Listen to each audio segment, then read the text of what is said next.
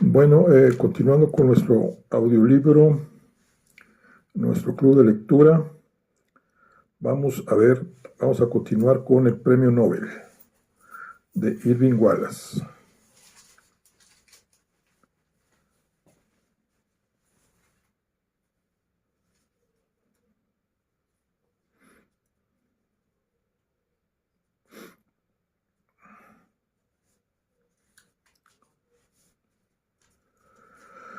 Bueno,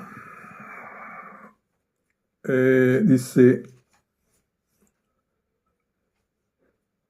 ¿qué nos reserva ahora la Oficina Nacional de Turismo? Lo mejor de lo mejor, dijo Jacobson.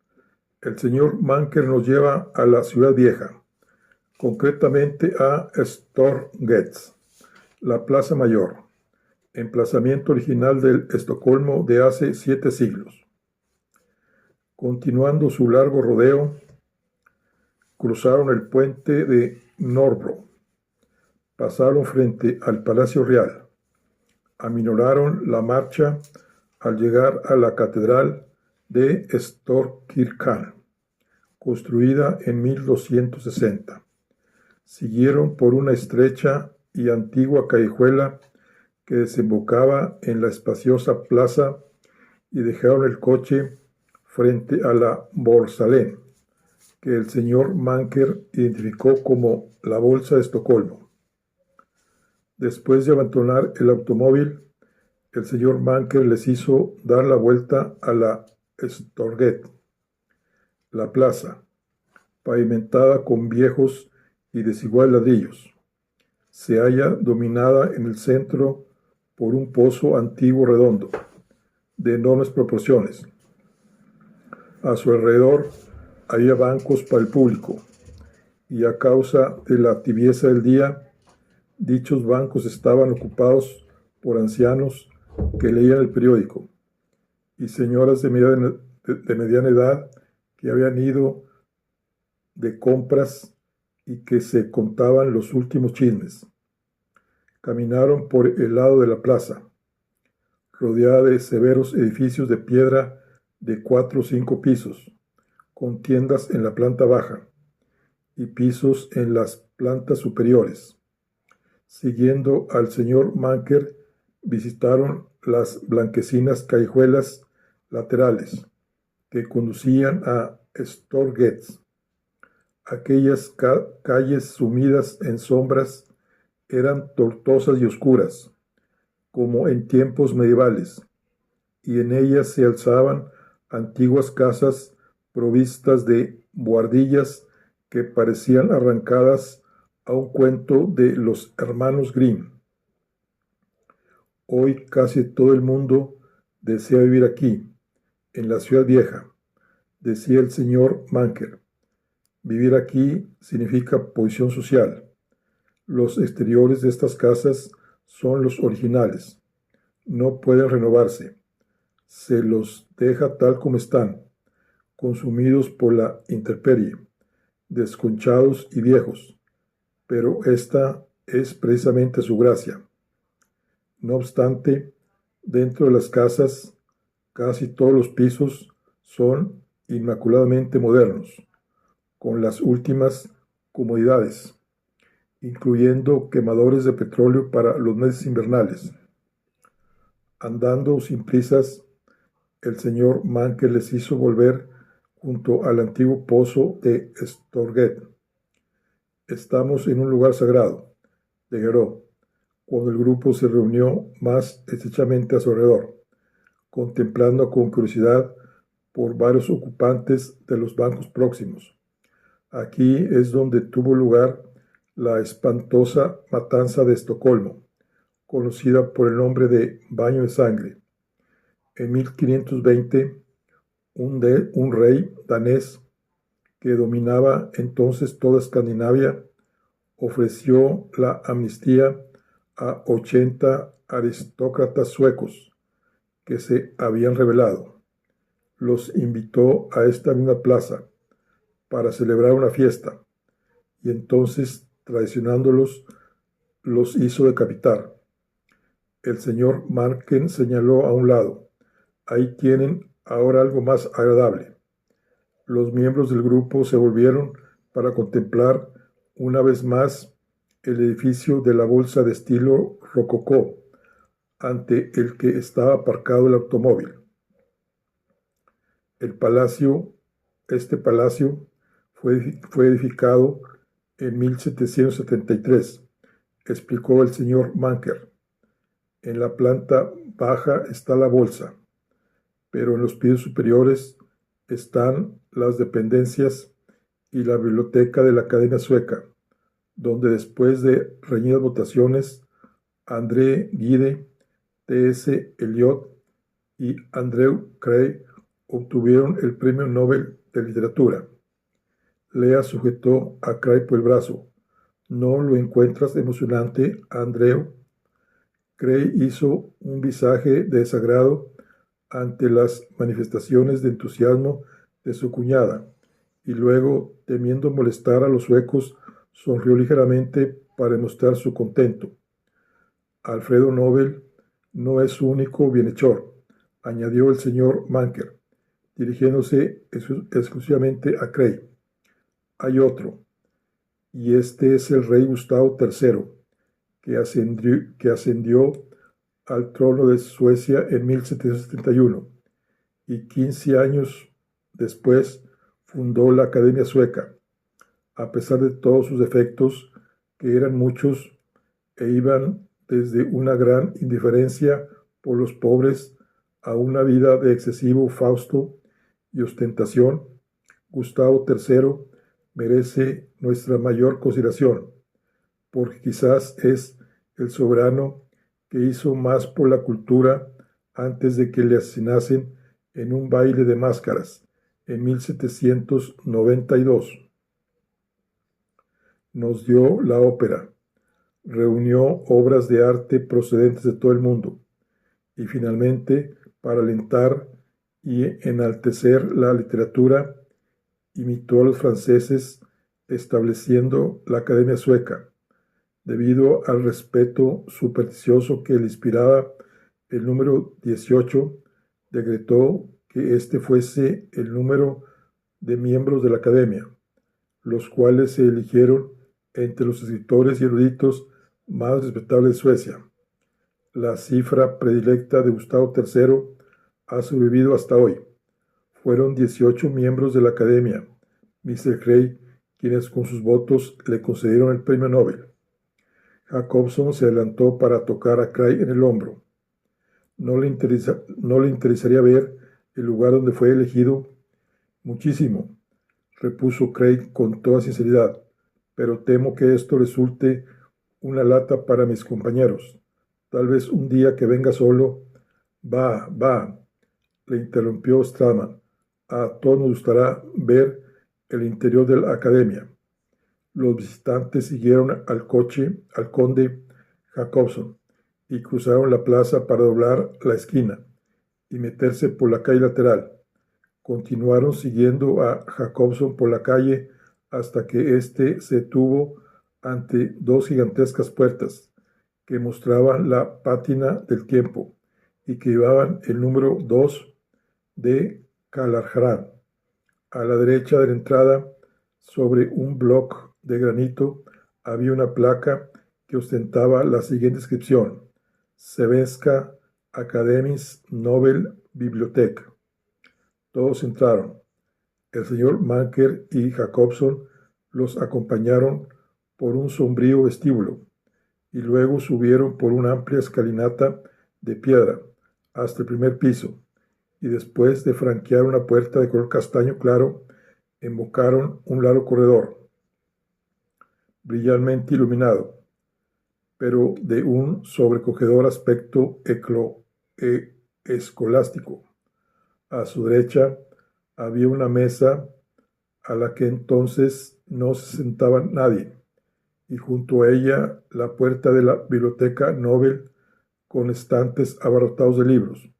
Las obras escritas en casi todas las lenguas del mundo por los ganadores de los premios Nobel, autores concursantes y otro material, con una gran soltura, hija de la familiaridad, con aquellos lugares, Jacobson los condujo por el corredor, a ambos lados del cual se alzaban estanterías repletas de libros, hasta otra puerta que comunicaba con un colosal auditorio.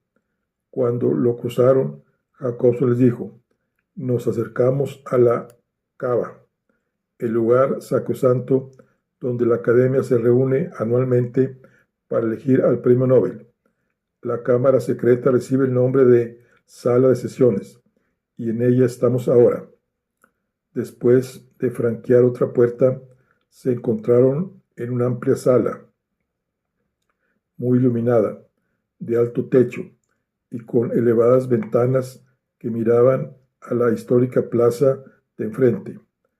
Bajo una centellante araña de cristal se extendía una mesa rectangular que parecía ocupar toda la estancia y en torno a la cual estaban rigurosamente colocadas 12 lujosas butacas en los asientos, respaldos y brazos tapizados de peluche azul. La brillante mesa no tenía nada sobre su superficie, con excepción de una bandeja de madera en la que se veía un portaplumas que perteneció hacía casi 2 siglos al rey Gustavo III, y un jarro de Petre con un vaso de cristal. Arrimados a las paredes vieron un sofá azul y varias sillas. De una pared colgaba un resplandeciente medallón de oro con el símbolo real de Gustavo III, una gavilla de trigo. En la cabecera de la mesa, detrás de la silla del secretario perpetuo, se alzaba la conciencia siempre presente de la Academia, un busto de mármol del fundador Gustavo III, sobre un pedestal circular de piedra. Sí, dijo Jacobson, acariciando el busto de mármol. Desde 1914, año en que la Academia ocupó esta sala, Su Majestad ha estado aquí, escuchando secretos que el mundo entero desearía conocer.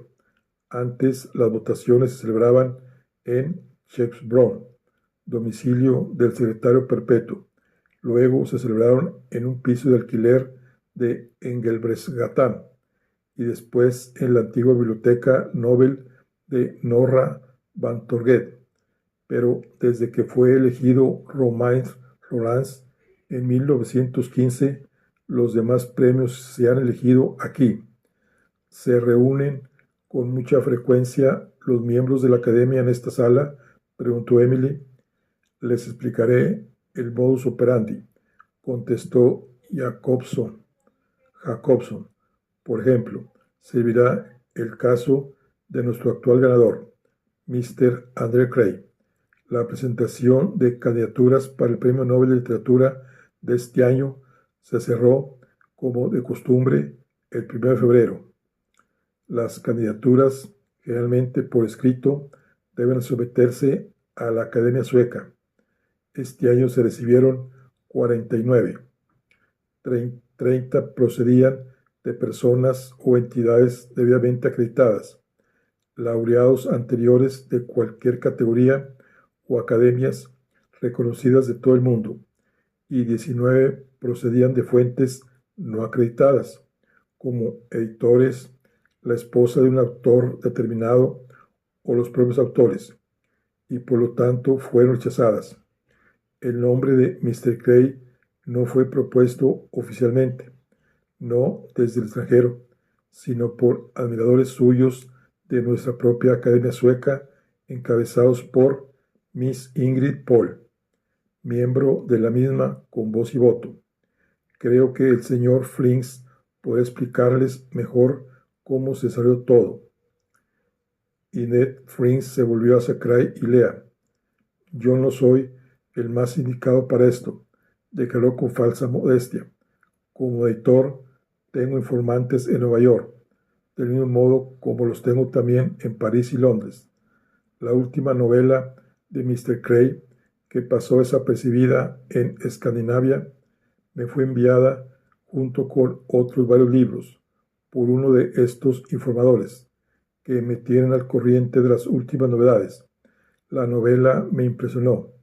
La encontré extraordinariamente buena y adquirí los derechos de Almagedón para Suecia por $500. Fue esta la cantidad, ¿no es cierto? Sí, esa fue la cifra, contestó Lea. Hice traducir la obra y lancé la novela en septiembre de, vamos a ver, hace 4 años.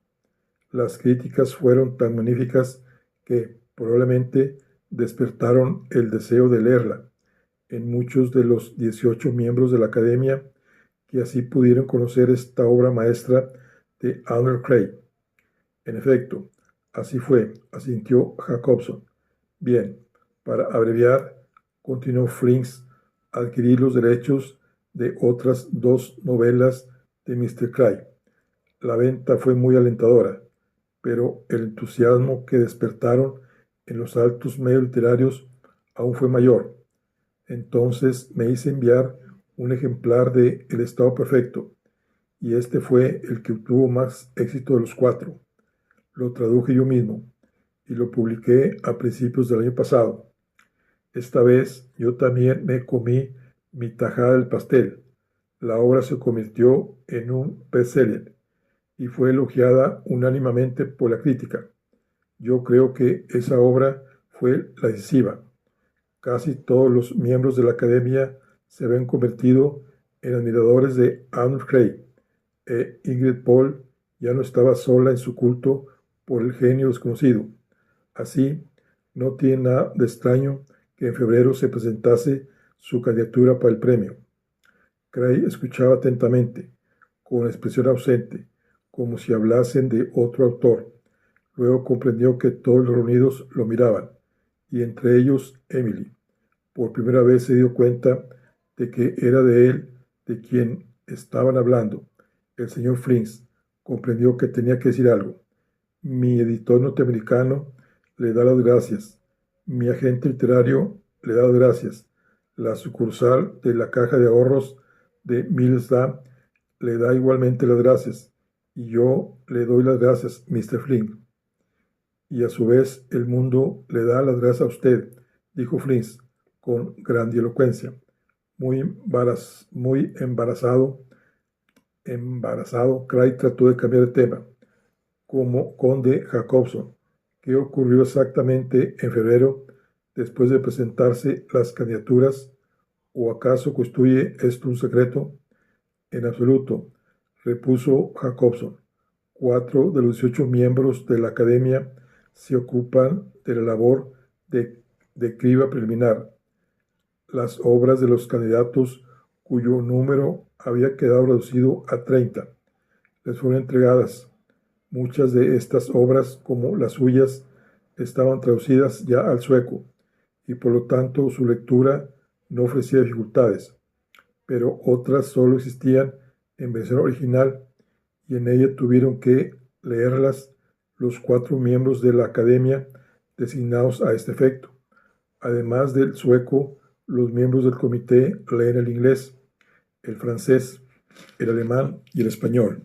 Si la obra de un candidato estuviese escrita en un idioma exótico como el chino o el indostaní, sería entregada a unos asesores especiales, que son al propio tiempo lingüistas reputados.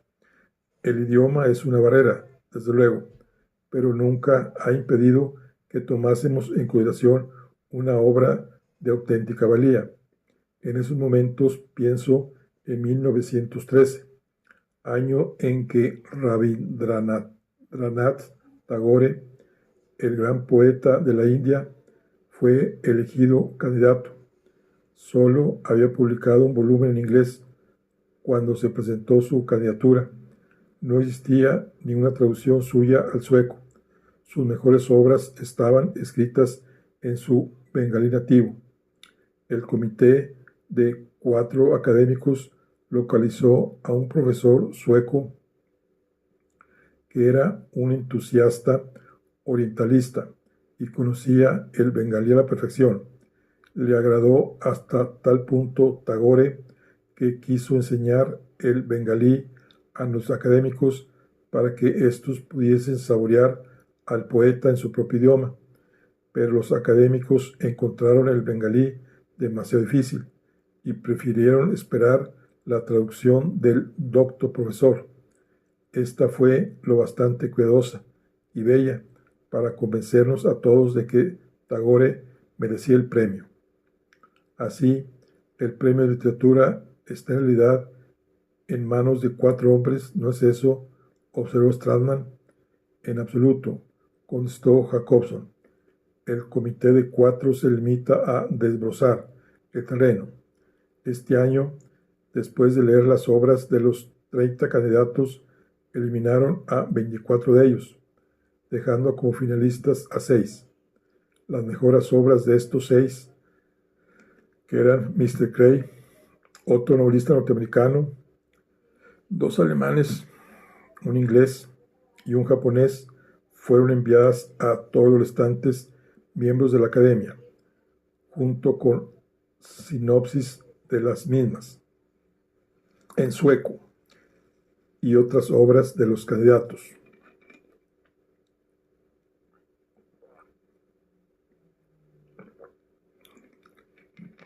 Durante todo este verano, los 18 miembros de la academia han estado leyendo un libro tras otro. Y para contestar ahora a la pregunta que antes me hizo Miss Stratman, le diré que todos ellos se reunieron oficialmente por primera vez a mediados de septiembre, en esta misma sala, para comentar sus lecturas y exponer sus opiniones y pareceres y defender sus obras favoritas. Una mañana del mes pasado, o sea, noviembre, se reunieron por segunda vez aquí, en torno a esta mesa, a puerta cerrada, y sin admitir la presencia de extraños, dispuestos a seleccionar al ganador de este año. El presidente del comité de 4 miembros se puso en pie precisamente ahí y dijo: hemos reducido las 30 candidaturas a 6, y de estas 6 deseamos recomendar 2 nombres en particular. A continuación dio el nombre de Mr. Cray en primer lugar y luego el de un autor inglés, que no puedo decirles quién es. Acto seguido leyó las biografías de Mr. Cray y de los otros 5 candidatos. Después procedió a leer críticas favorables y desfavorables de la obra de cada autor. Solo entonces empezó el debate, que duró 6 horas. Si creen que los suecos somos flemáticos y pacíficos, bastaría con que asistiesen a una de estas sesiones para que cambiasen de idea. Las discusiones fueron apasionadas, a favor y en contra, no solo en lo tocante a usted, Mr. Cray, sino para cada candidato. Por último, se procedió a las votaciones. 16 académicos participaron en ellas, con 2 abstenciones. Me satisface decir, Mr. Cray, que fue elegido usted por una notable mayoría. Inmediatamente me informaron del resultado de la votación. Redacté el cable de notificación aquella misma noche y acto seguido lo cursamos para que usted lo recibiese enseguida. Poco después, el Ministerio de Asuntos Exteriores informó a la prensa. Stratman se acercó a una silla para apoyarse en ella. ¿Puede usted darnos otros ejemplos de debates tan apasionados, de discusiones enconadas como la que usted ha citado, conde Jacobson? No sería correcto comentar las reuniones de este año o del año anterior, dijo Jacobson, pero no creo que haya nada de malo en relatar algunos acuerdos históricos. A mí me complace evocarlos y no me importa referírselos a usted.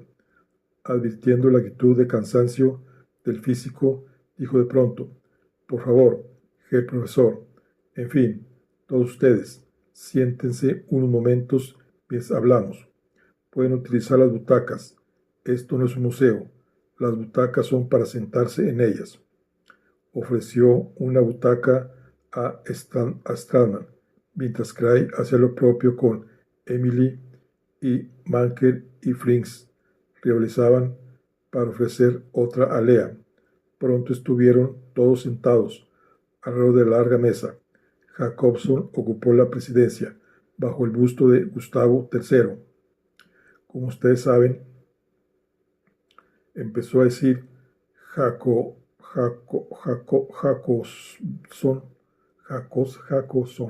Jacobson durante muchos días de los meses de noviembre y diciembre de todos los años. Hay millones de personas en todo el mundo que buscan con interés en los periódicos las noticias sobre el premio Nobel. Llegan a creer de una manera irreflexiva que los laureados son unos semidioses y que el premio se concede por intersección divina. Pero yo soy el primero en reconocer que los ganadores, que a menudo son genios y santos, no son semidioses, sino seres humanos. Al propio tiempo, soy el primero en reconocer que los premios no se adjudican por intercesión divina, ni se fallan por jueces dotados con una sabiduría superior a la del común de los mortales, sino que los premiados son elegidos por hombres corrientes, de grandes dotes intelectuales, pero frágiles, sujetos a error como todos los humanos. Hago estas observaciones preliminares porque ustedes desean saber lo que ha pasado en esta sala, en el curso de sesiones secretas celebradas a puerta cerrada, y para calibrar exactamente lo que voy a decirles, deben tener en cuenta que nuestros 18 académicos, como los miembros de los otros comités que intervienen en la adjudicación de los premios, son simples mortales. En su mayoría son personas de experiencia, que poseen grandes conocimientos, hombres eruditos, objetivos y de una gran integridad personal. Pero les repito que son simples mortales. Tienen prejuicios personales, experimentan simpatías y antipatías, neurosis y vanidades. Pueden dejarse influir por otros o influir ellos. Pueden ser atrevidos o pueden ser pusilánimes. Pueden ser cosmopolitas o pueden ser provincianos. Pueden estar excesivamente especializados en una disciplina e ignorar completamente otras. Pero aún teniendo en cuenta todo esto, son los mejores 18 cerebros que podríamos reunir para este cometido. Su nombramiento es vitalicio y todos, como un solo hombre, procuran interpretar fielmente la última voluntad de Alfred Nobel. Forman el jurado de una academia que ha reconocido los méritos de Rudyard Kipling, Gerard Hauptmann, Romain Rolland, Anatole France, George Bernard Shaw, Sigrid Undset, Thomas Mann, Bertrand Russell y Boris Pasternak.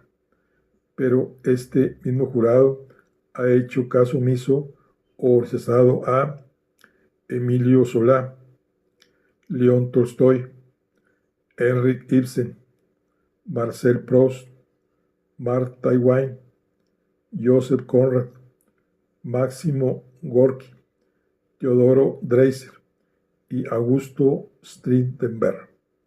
Como ustedes ven, pueden ser sabios y cometer tonterías, pero no en mayor ni menor grado que los demás hombres. Cray llamó la atención de Jacobson. Comprendo bien que eligiesen a los que usted ha citado. Yo también estoy de acuerdo con la elección, y en cuanto a la mía, la apruebo totalmente. Lea, Frings y Stratman no pudieron contener la risa, y Jacobson dejó que una leve sonrisa cruzara sus arrugadas facciones. Pero en cambio, no entiendo la razón de las omisiones, prosiguió Cray. Algunas fueron mencionadas durante la conferencia de prensa de ayer. El caso de estas omisiones parece plantearse con frecuencia, sin que nadie sepa dar jamás las razones de ella. ¿Por qué ni Solá ni Tolstoy obtuvieron uno de los primeros premios? ¿Por qué ni Ibsen ni Strindberg, precisamente escandinavos los dos, no fueron galardonados? ¿Acaso los jurados de la época eran unos badulaques o fue toda una cuestión de orgullo y prejuicio? A eso iba, repuso Jacobson. Precisamente me proponía ofrecerles una explicación de este hecho insólito. Sí, por lo general se debió a prejuicios, a veces a orgullo y a menudo a motivos políticos y otras flaquezas. Consideremos los nombres concretos que usted ha mencionado. Emilio Solá aún vivía en 1902 y por lo tanto pudo obtener 2 veces el premio Nobel. Así es verdad, su candidatura fue presentada oficialmente para el premio del primer año por Pierre Berthollet, el célebre químico francés, pero solo hacía 5 años que había muerto Alfredo Nobel, y su poderoso espectro aún arrojaba una sombra muy larga e influyente sobre los miembros de la Academia Sueca. Nobel detestaba la Nana de Solá y el resto de su obra naturalista. Nobel consideraba las obras de Solá, como le diré, demasiado rastreras, groseras y realistas.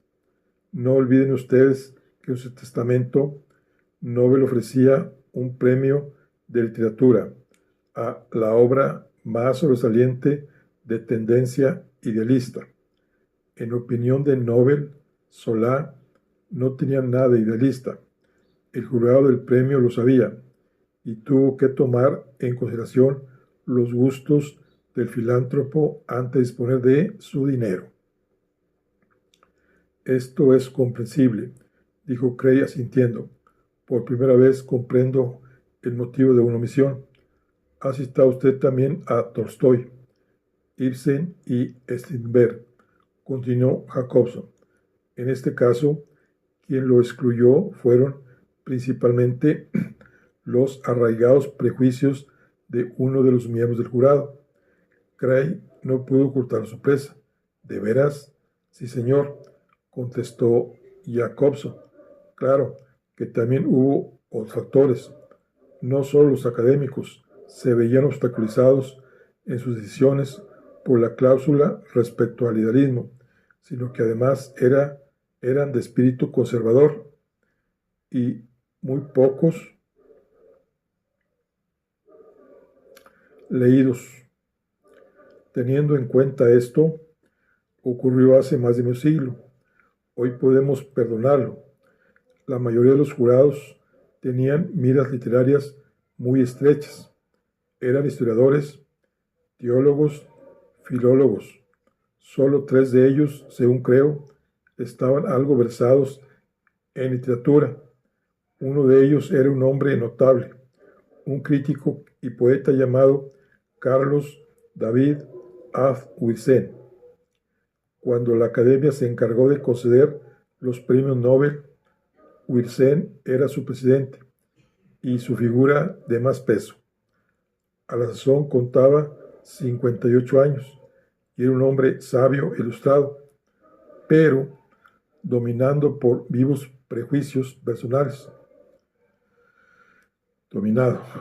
Dice, como ejemplo de la influencia que ejercía en el seno de la Academia, bastará con citar lo que ocurrió en 1907, cuando fallece un miembro de la Academia y ésta elige al nuevo académico que ocupará la butaca del fallecido con carácter vitalicio. El nombramiento tiene que ser aprobado por el rey. En 1907 fue elegido un nuevo académico, un eminente historiador de la literatura, a pesar de que Ursén se opuso a su elección, arguyendo que el nuevo miembro había cometido un delito de lesa majestad al publicar un volumen en el que censuraba a Gustavo III, fundador de la Academia.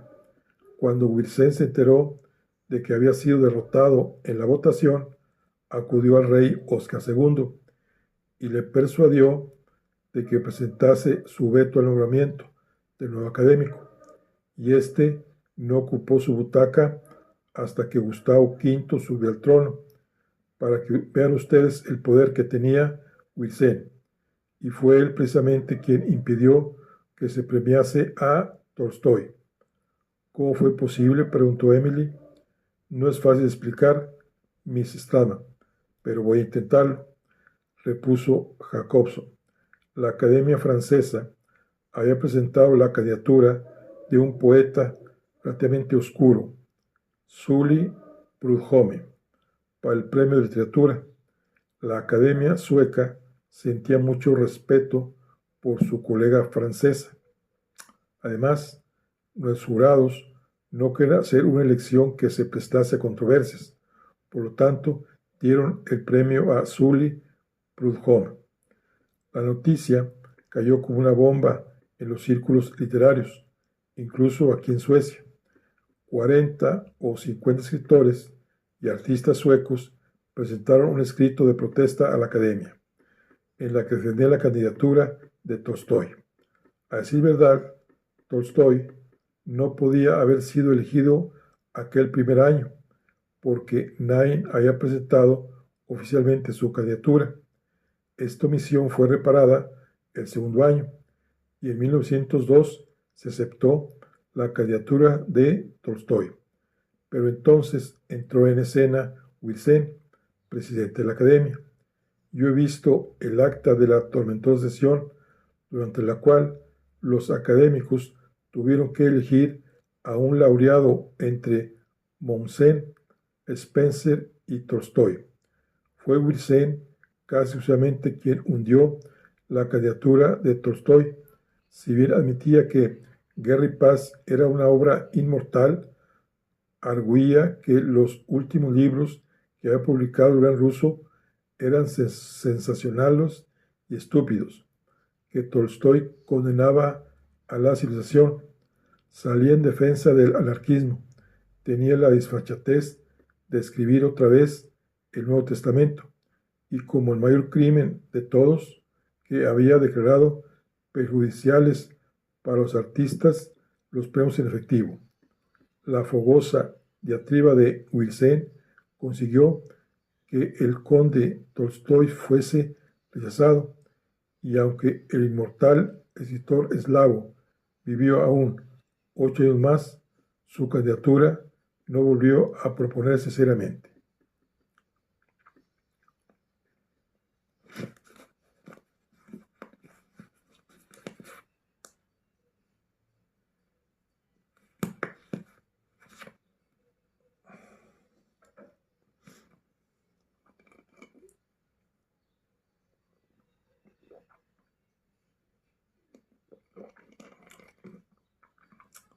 Y en cuanto a Ibsen y Strindberg, preguntó Cray, en este caso, como ya he dicho, el doctor Wilson fue también quien opuso el veto excesivo. El nombre de Ibsen se presentó en 1903. Wilson arguyó que galardonar entonces a Ibsen sería como premiar a un muerto. Con ello, Wilson quería decir que las mejores obras teatrales de Ibsen podían situarse entre 1867, año en que escribió Peer Gynt, y en 1892, año de El constructor Sosles, y que en los 11 años que transcurrieron desde entonces, su talento había declinado. Por otra parte, otro gran escritor noruego postromántico, Bolstejerne Bolsón, escritor que el propio Nobel admiraba, se hallaba en el apogeo de su fama y poder creador. Este argumento también se impuso. La candidatura de Ibsen fue rechazada y Bolsón elegido. Jacobs hizo una pausa, sumido momentáneamente en sus pensamientos, para continuar luego. La oposición hecha a Augusto Strindberg fue desdichada, pero más enconada aún. Wilson tachaba de anticuadas las comedias de Strindberg. Tal vez esto zanjó la cuestión. Por otra parte, he pensado a veces que Strindberg era quizá el propio y peor enemigo de sí mismo. Wilson y la mayoría de los académicos suecos, lo mismo que el monarca, estaban consternados ante la vida privada del dramaturgo. Strindberg fue expulsado de la escuela. Después fue despedido de todas las empresas donde intentó trabajar. Se casó y se divorció 3 veces. Fue encarcelado por blasfemo. Se embriagaba, era antisemita y partidario de la magia negra. Y si aún le quedaba alguna esperanza, la destruyó al ridiculizar a la Academia Sueca en letras de molde. Creo que fue un Afrontinger, donde escribió: el antinobel es el único premio que yo aceptaría. A nadie le gusta colmar de honores a quien insiste en sus calumnias y desprecios, y por lo tanto Wilson y la Academia no tuvieron grandes dificultades para evitar la concesión del premio a Strindberg. Desde luego, a fuerza de exacto e imparcial. Debo reconocer que Wilson no siempre salió con la suya. En 1908 hubo una disputa reñidísima. Wilson y el comité de los 4 apoyaban a Algernon Swinburne y media academia defendía la candidatura de Selma Lagerlöf, según empate, y para salir de él se eligió a un candidato de segunda fila, el alemán Rudolfo Eucken. Pero después de un año de intrigas y buenas políticas, los partidarios de Lagerlöf se hicieron con la mayoría de los votos y en 1909, a pesar de la oposición de Wilson, le adjudicaron el premio. Con esta derrota, en mi opinión, Wilson perdió su antiguo ascendiente sobre sus colegas. El veto opuesto a Strindberg aún me sigue preocupando, observó Cray. ¿Se ha privado del premio a muchos autores a causa de su vida íntima? Poco antes, Cray había evocado en su mente los últimos 3 años, sus excesos alcohólicos y su abandono, preguntándose si la Academia lo hubiese elegido de saber la verdad. En aquellos momentos la curiosidad lo dominaba. Por desgracia, a menudo la vida privada de un autor es un factor de peso en las decisiones, contestó Jacobson, pero dejando aparte los casos de Strindberg y de Anuncio, no puedo recordar un solo caso en que haya constituido el factor decisivo. Sin embargo, ya que usted lo menciona, recuerdo ahora a un laureado que casi fue rechazado a causa de su vida privada. Con perdón de las señoras, mencionaré el caso de André Gide.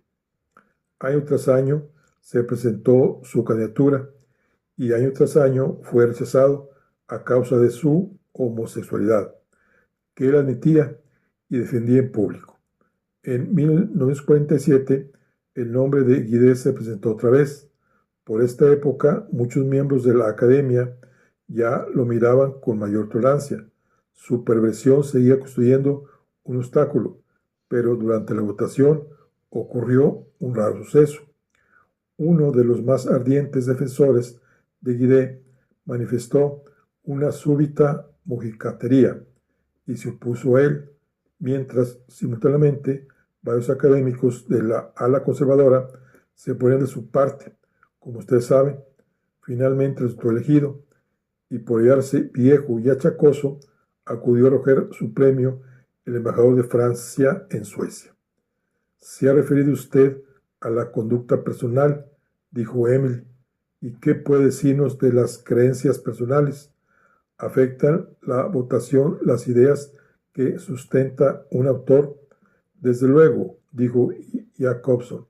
En 1916, el comité de la Academia recomendó al español Benito Pérez Galdós, pero la mayoría de académicos se hallaban muy impresionados por el pacifismo de Romain Rolland, su actitud de oposición tan poco popular entonces a la guerra europea que le obligó a desterrar voluntariamente de la Francia beligerante para establecerse en la Suecia neutral. Como resultado de ello, Romain Rolland se llevó el premio. En 1928, el arzobispo Nathan Söderblom, si bien no era exactamente una figura literaria, era miembro de la Academia Sueca. Era un eclesiástico que gozaba de gran prestigio. Unos años después, ganó el Premio de la Paz, y cuando apoyó la candidatura de Henry Bergson para el Premio de Literatura, a causa de la veneración que sentía por las ideas del filósofo francés, toda la oposición a Bergson cesó. No obstante, Miss Stratman, en ocasiones las ideas que sustenta un autor les pueden ser adversas. En 1934, el filósofo italiano Benedetto Croce era el candidato favorito.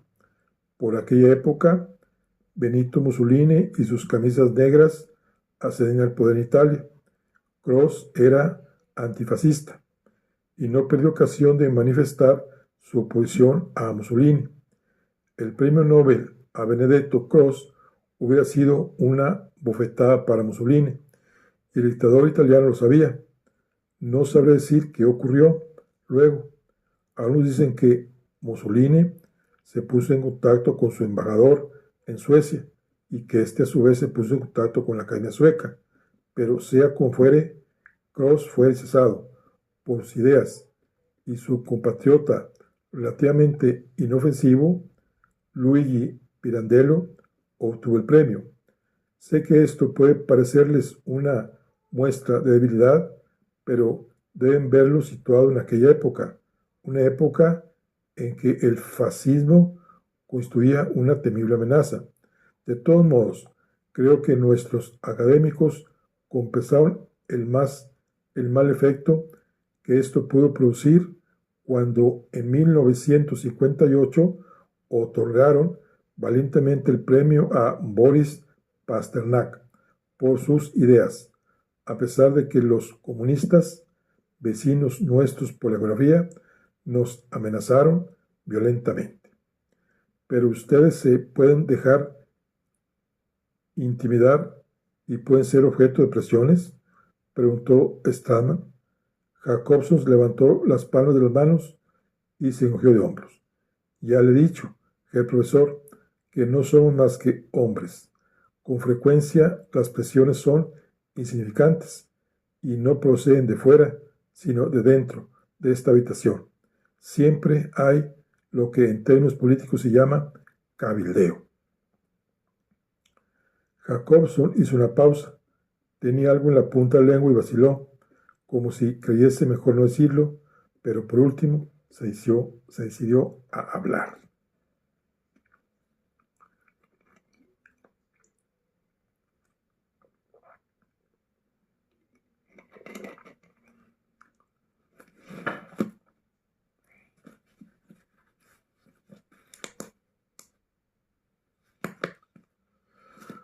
Hay un caso muy notorio, el de un autor norteamericano, cuyo nombre no me atrevo a mencionar.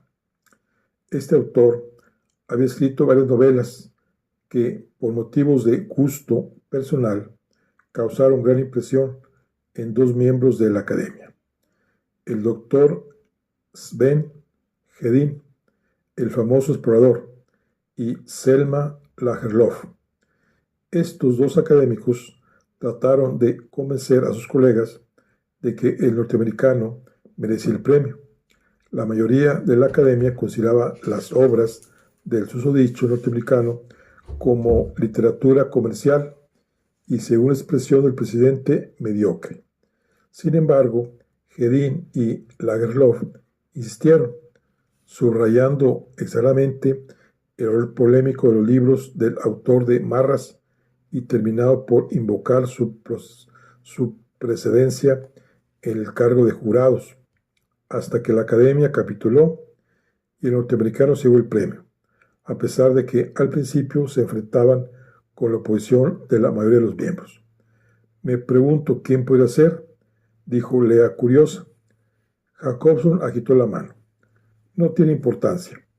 Este norteamericano lo merecía tanto, desde luego, como muchos de los laureados anteriores o posteriores a él. Jacobson miró a Strama, sentado al otro lado de la mesa. ¿Ya tiene usted bastante o quiere que le siga contando nuestras pequeñas discusiones en esta sagrada estancia? El primer plato ha sido excelente, dijo Strama, con una sonrisa. Yo aún tomaría un postre. Muy bien. Jacobson reflexionó un momento, pasando revista a sus preciosas notas, evocando diversas anécdotas, desechando una y examinando otras, y cuando estuvo dispuesto, se apoyó de codos en la mesa y continuó. En 1921, los dos candidatos principales eran John Galsworthy y Anatole France. El comité recomendó a Galsworthy, considerando la obra del segundo como un pulcro y verdadero, pero la mayoría de la academia se mostró a favor de France, considerando que éste había aportado un nuevo romanticismo a la literatura. Así, Anatole France resultó elegido. Tuvieron que transcurrir 11 años antes de que la candidatura de Galsworthy volviese a presentarse en serio. Esta vez sus rivales eran Paul Ernst, el poeta alemán, y H. G. Wells. El argumento que pesaba a favor de Ernst era que éste no solo era un creador de talento, no comercializado, sino que necesitaba más el dinero que Galsworthy. Sin embargo, la votación final fue favorable al escritor inglés. En cuanto al argumento sobre el cual deben tenerse en cuenta los apuros económicos de un candidato, puede haber influido en 1923, cuando William Butler Yeats derrotó a Thomas Hardy. A esto hay que añadir el hecho de que los defensores de Yeats atacaron el pesimismo de Hardy, que en su opinión no estaba de acuerdo con las voluntades de Alfred Nobel. Hubo alguna vez discusiones tan enconadas en el caso de un candidato norteamericano, Kaiser Cray, varias veces, admitió Jacobson. Quizá la reunión que se celebró en esta misma sala en 1930 fue la más tumultuosa.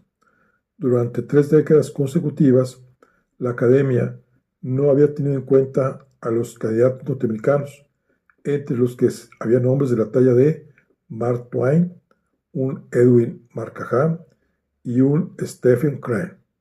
Pero en 1930, Sinclair Lewis y Theodore Dreiser se disputaban el premio. Para serle sincero, ninguno de ambos candidatos despertaba demasiado entusiasmo. Lewis se consideraba demasiado prolífico y popular, y solo una de sus novelas, Babbitt, era tenida en alta estima.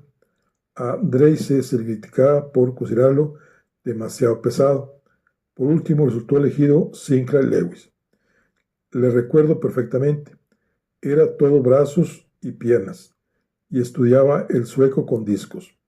Linguafone. Era simpaticísimo. Se sentía muy orgulloso del honor alcanzado, pero nos dijo que había muchos otros que merecían el premio antes que él. Jacobson miró al otro extremo de la mesa. Veo que el señor Manker me hace una seña. Temo hablar demasiado, cuando aún hay tantas cosas que ver en la ciudad antes de la puesta del sol. Apartó su butaca de la mesa y se puso en pie. Basta ya de esta sala de sesiones. Fascinado por los recuerdos que había evocado, el conde Cray sintió por primera vez de su llegada a Estocolmo cierta satisfacción por su triunfo, aunque consideraba que no lo merecía. Se sentía tranquilizado. Había pasado tantos meses cortejando la extinción y temiéndola, que en aquellos momentos le producía alivio saber que a pesar de sí mismo ya no moriría mientras el panteón donde se reunían los premios Nobel significase algo para el mundo civilizado.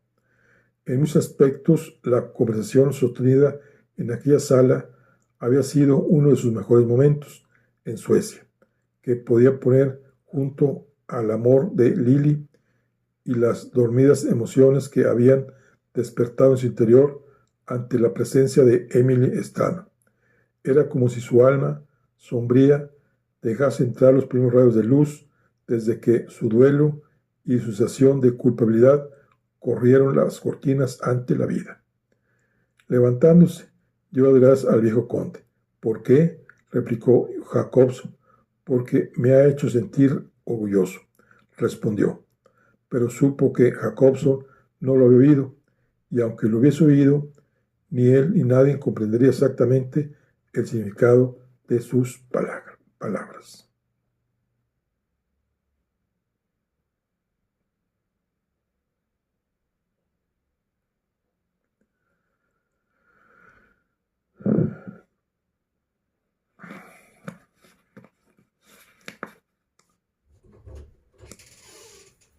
Bueno, aquí concluimos la charla del día de hoy. Nos vemos en la siguiente. Hasta luego.